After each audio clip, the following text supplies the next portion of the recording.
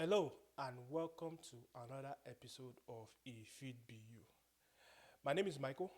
If you are new to this series, first, like and subscribe.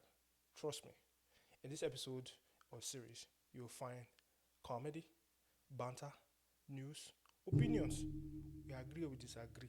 You go your way, I go my way. But either way, we are talking about football. So, welcome. In this episode of If It Be You, I want to talk about first, I want to congratulate Atlanta for winning the Europa League. I just watched a couple of minutes ago them beating Bayern Leverkusen after 51 games of being unbeaten. This is a huge accomplishment. First of all, to Atlanta, because I want to give a lot of credit to Atlanta, given the fact that Atlanta had on their way to getting to the Europa League final. They had beaten Liverpool, they beaten Sporting. I think they beat Marcel also to get to the final.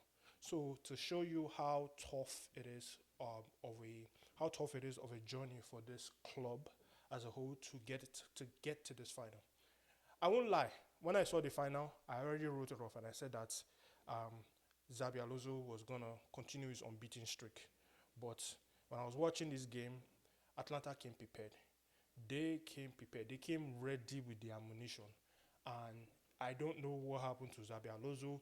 Maybe a little bit of Pep's overthinking spirit came upon him. But he started the formation he started off with was kind of weird. But the Atlanta coach took advantage of that. He took advantage of that in the sense of the way he had his team pressing Xabi Alonso team, the Bayer Leverkusen team. They looked shell shocked. They were doing things that were uncharacteristic. They were losing ball. They were playing loose passes. They ran out of ideas. And I want to spend some time to just give credit to who credit is due. And our very own Ademola Lookman. When I say our very own, I'm Nigerian, so I will celebrate Nigerians who are doing great. Our very own Ademola Lookman, who scored in the African the Nations Cup, African Nations Cup, who scored in the African Nations Cup, again stepped up to the occasion in this final, and he was unplayable. Like, I watched all the goals that he scored, and my God, this guy needs to he deserves whatever it is. I don't really want him to go to another club because I feel like his journey to get into Atlanta has been a long one. This guy has started off in, I think he's played in Everton, played in Fulham, played in Southampton. He has been through the ranks. But one of the things that is very peculiar about Ademola Lookman, and why I'm shouting him out in this episode, is that this is what it means by, if it doesn't work, that doesn't mean you give up. That doesn't mean, oh, because you tried one, two, three and it didn't work out, so therefore you give up on your dreams or you give up on whatever you are doing. Be persistent, stay in it. Obviously, if you're a believer, commit it to God's hand. But it's amazing to see him shine on that stage, because this guy was unplayable. Like, all the goals I watch, if you haven't caught the highlights yet and you are listening, go watch the match and look at how all the goals that he scored. What did you want? You want to score with your left foot, right foot. It didn't matter what. It just all his goals were just beautiful. You have to go watch it. I watch it. I can't explain it to you exactly how beautiful it is, but you just gotta go watch it. This was a very, very tightly contested match. In my own opinion, I was kind of disappointed in Xabi Alonso's approach towards the game. I don't think he underestimated Atlanta, but it seemed like it from a viewer's perspective, because I'm looking at your regular starters like your Patrick Schick, your Victor Boniface sitting on the bench, and you have a guy that's not up to 6 foot, probably 5'8", being your number one striker. All these first nice this thing. Just stick to what has gotten you to this journey so far. Because I feel like if you had won the Europa League and also won, or you also have another final that's coming up during the weekend, or I think, you will have capped off what will be an unachievable milestone that I think that will have been a standard for everyone. There'll be a standard for all coaches to achieve. Not saying that your journey so far is not something that to be commended. You have done the undoable. You have won the Bundesliga title with being undefeated. Kudos for you for that. But this one, you took a. I think if you think about it again, you can. I think you'll have done better. If you give you another opportunity, I think you'll have done better. But very much congratulations to Atlanta. I don't know any Atlanta fans, but if you're a lover of football, if you have seen Atlanta in the Serie A league, you know that this is a team that they are a goal scoring team. Like these people, they don't do 1-0, they don't do draws. They either lose or they give you 5-0. One of the above. Either ways, they are out there attacking. Their identity is they have a very, very strong identity and they're true to it. And I'm very, very happy for a football club such as this to be winning the Europa League final. So that ends my first congratulations and a big shout out to Ademola Lookman for winning the Europa League final. Again, Nigeria people are doing it. Nigeria, what you call it, Boniface won the Bundesliga. We have Ademola Lookman won the Europa. I think Ekong also won the Ekong won the Greek Cup, the Greek League Cup. So shout out to all Nigerians that are doing it out there, man. We are all proud of you. I'm proud of you. But if you disappoint, I don't know you. Anyway, let's move on to the next topic for today. So the next topic for today, which is probably it's probably been up since like probably Monday now. So everybody must have had their Monday or Tuesday. Tuesday. Actually, this was yesterday. This has been out, and the news I'm talking about is Pochettino deciding to part ways with the Chelsea Football Club. When I read this news, at first I was like, "Is it a joke?" Because if it's a joke, go funny. It's not funny at all. But after looking into it, I saw that it wasn't a joke. I read multiple news outlets confirming it that he has decided to part ways, and I think the writing had been on the wall. You'll be you'll be oblivious for you, or not be oblivious. You'll be ignorant. I'll call it ignorant, or not. Maybe not call people ignorant. You'll be somebody who has not paid attention to a lot of the events that has led to um, Pochettino making that decision of parting ways with Chelsea Football Club. Because couple of games towards the end of the season, when all this conversation about, oh, what do you think about the end of the season assessment? Do you feel like you are going to stay, or do you think the owners are going to be happy? And he was all saying all these things about why are you asking if the owners are going to be happy? Are you asking me if I'm going to be happy? I started seeing some writing. I was like, but I said this man no one wants to, because the way you are catching boldness and you are speaking from the back of your neck, like what's going to happen? What's the worst thing that can happen? The writing was kind of on the wall. We just kept thinking maybe in my mind I was like, maybe he just was doing it to try and get the attention of the owner so he can talk more, negotiate, and have more power. But all to all, being the same, he has parted ways with Chelsea Football Club. My opinion about this, and obviously Chelsea fans, I want you to share your opinions with me. Let me know what your thoughts are, and other fans, like, let me know what your thoughts are about this. My opinion about this is, I think this is a very juvenile and reckless move. I understand the mindset of, we are Chelsea Football Club. We strive for the best. We don't want to settle. Um, I, it just feels, again, you have put a team that is a very, very young and fragile team that is starting to have some level of identity. I'm not saying they have an identity yet. They were, or at least based on the last couple of games that we saw, they were starting to have an identity. I started seeing players not being selfish, players playing for the coach, players playing for something, understanding what their roles are. I saw Cucurella, who looked like a 60 million waste pipe, turning out to be somebody that, like, wait, maybe he can actually play ball. Maybe it's not that bad. We should not be hurried to ship him off to Saudi here. Like, turning somebody like that, reviving the careers of, like, your Chalobahs who had been on the bench, injury ridden. And then so many other things like you saw for example like Kopama. Obviously Kopama is just talented and gifted as a player, but giving him the room to be able to be who he is. Like we saw Mudrich even scoring goals. Obviously it didn't perform up to expectations, but you started seeing the sparks from some of these young players and some of the Madwick on the other hand also putting in a shift. You started seeing some sparks of what it is that some of these young talented players that the Todd Bowley and Ekbali, I would say Ekbali or I don't know whatever his name is, Mr. E. The talent that they've acquired and called to say, okay, this is going to be the fate of the team going forward. But you could see like sparks. Not you've not seen the true talent yet, but you could see potential. Oh, maybe if this happened, give these people a while, give them some time. They will understand each other. They will play well, and like when you see all this, and then you now bring in another coach that is going to try and impact another identity upon this squad, like giving looking back from where Chelsea was coming from, Chelsea as a football club was coming from under under the takeover period, because during the takeover period there was so much that was going on. Tuchel was fired.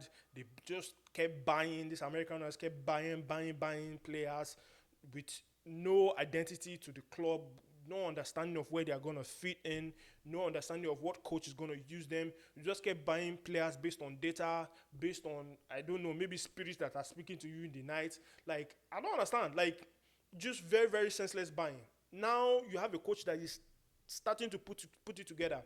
And I understand, like, don't get me wrong. I understand that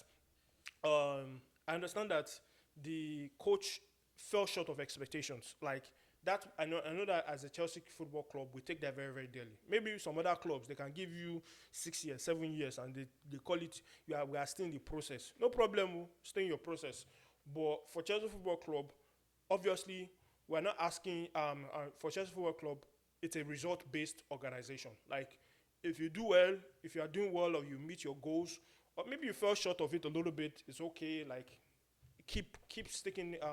They'll keep you in there, or they understand what are the things that you need to do to excel to meet your expectation. But I just feel like this was a very, very rash decision. And I think I commend Pochettino for sticking with his ideologies, and his gut, and saying, you know what, I'm not just gonna be here and just take a paycheck and then continue to while away time here, where I can be doing something better, or be connected to a project that best fits me. Because I'm just, it's very, very confusing because apparently they came with data, all sort of data saying that, hey, it wasn't the number of goals that we missed, the chances that we missed, and not being able to convert from set pieces.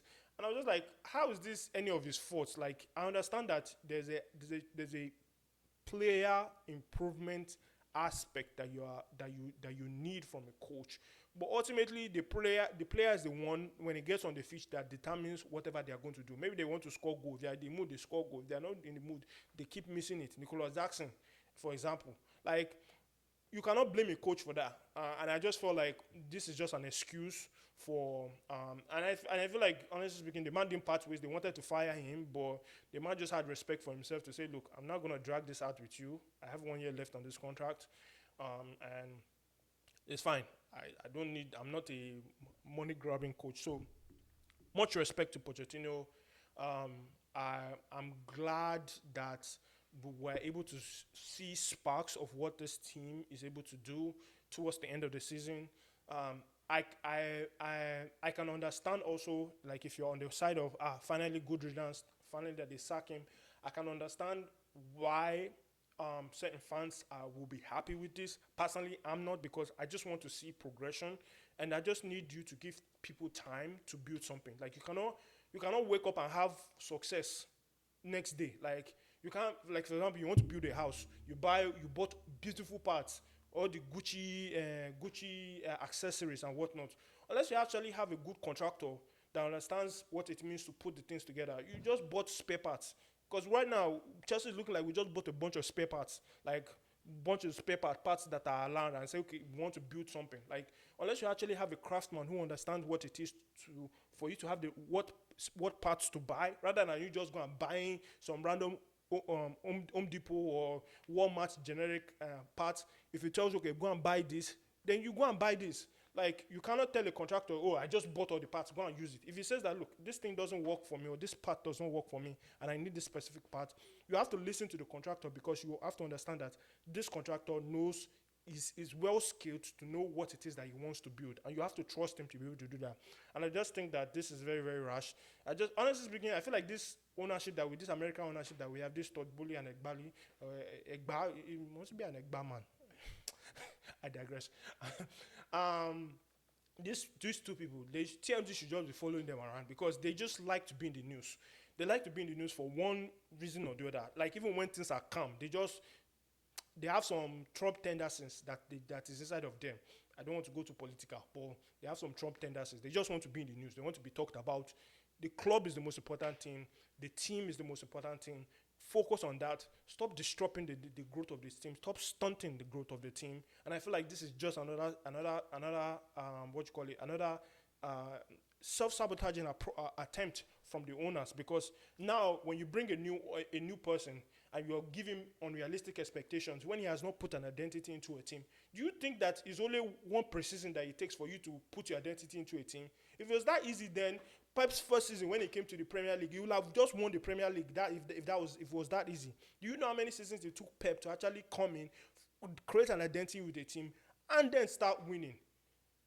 Look at the players Poch had to deal with. He had to deal with Malangsa, or no, not Malangsa, Malanga. Malanga. He had to deal with Jesus Navas. He had to deal with Company. He had to deal. Well, Company was good. He had to deal with what was it? Is it Clichy or Nazri? Like he had to deal with so many players. He had to get rid of, because they didn't fit and form. They didn't fit or meet the identity of what he was trying to do in the club.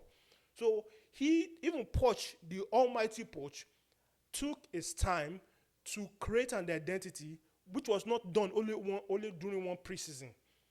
So this whole rationale of, oh, you didn't meet the expectation, we don't see the identity, or we are pulling some stupid data metrics and you are making decisions based on that. It's very, very, it's just, I rest my case. I don't even know what to call it. I just feel it's very, very, it's very, very, it's a rash decision. That's what it is. It's a rash decision, and I pray that we don't regret it, because whoever comes in next now, given the list of potential candidates that I'm seeing that they have been talked about to replace him, Chelsea's not going to be anywhere in the top four next season. Let's just call what it is. Chelsea's not going to be anywhere in the top four. We're going to be bumped out of the Europa League. And honestly speaking, these people are just going to, they are going to, you know, when they talk about too many cooks in the kitchen, this is the situation. If you're an owner of a club, stay in your lane. Obviously, you have expectations, but stay in your lane. And if your football directors or your sporting directors are not doing it, get rid of them. Because these sporting directors, I don't understand what philosophy or what idea that they are trying to build. Buying all these 16-year-old, 17-year-old players, no experience in the team. Look at, for example, now Thiago Silva has left Chelsea team. Who is the most experienced player that we have in the team? Yet they have gone to go and spend 44 million on, or 34 million on another 16-year-old Brazilian kid. Like, they swear for you people. Like, I don't understand though. Oh man, just tire me, shall. But lastly, what I wanted to talk about is Man U fans. This one that they don't fire Poch. Should Eric Ten Hag stay? Abi they should just expedite his pink letter to me. I'm not calling for anybody's sack. I'm just asking question. Man U fans, let me know what you think. If you think that since if Poch can finish in 6 and they fire him, Man U fans, what are you waiting for? Better tell your owners. If not, 12 is waiting for you people next season. Just saying. Anyway, this is the end of our episode. Let me know what your thoughts are, Chelsea fans. Do you agree? Do you disagree? Are you in the agreeing camp of Poch being fired? Do you disagree? I listed some of the reasons why you would disagree, because the man also Poch is not a saint. He too had his own in his body because losing 5-0 to Arsenal is not there's no way we can excuse that. And you could see when the Chelsea versus Arsenal game that we lost 5-0, you could see where the problems were coming from. You could see where, boy, this man refused to change it. He refused to change it. Then when last 5 game of the season reached, and you now saw that you could possibly save your face, you now started playing and actually putting together a team that can actually go out there and win. Like, what was all this against Fulham? What was all this against Sheffield? What was all this against Burnley? What was all this against Nottingham Forest, the first leg? What was all this against Aston Villa, the first leg? Like, they were winnable games that this man could have confidently finished in the third, probably not third, confidently finished in the fourth position, and Chelsea will have made Champions League. So, not that the man is a saint, but I'm just saying, if you cannot, Yoruba people used to say, you cannot throw the baby with the bathwater out. Now the water way bad, the baby is still good. Baby just dirty. You need to wash the baby. Not throw both of them out now. That's the kind of situation that's going on now. They have thrown baby with the bathwater now. They want to go and get another baby. I don't know. I don't know if that analogy makes sense. But anyway, let me know what your thoughts are. Comment, like, share. Please like. New viewers, if you are new, like and subscribe. Returning viewers, if you are watching videos and you have not subscribed to this channel, please now, subscribe now. We don't charge. This is free 99. Subscribe for more content like this. It encourages me, encourages us to continue to put out content. Also follow us on our Instagram page at Go Line Conversation Podcast. We are available on Instagram. Follow us there too. That's where we'll be dropping we'll be dropping new content for you guys. Anyway, I hope you guys stay safe. It's warm outside, man. I hope you guys are getting ready. Summer is out, man. Sun's out, guns out. I don't have any guns. So. Anyway, peace out.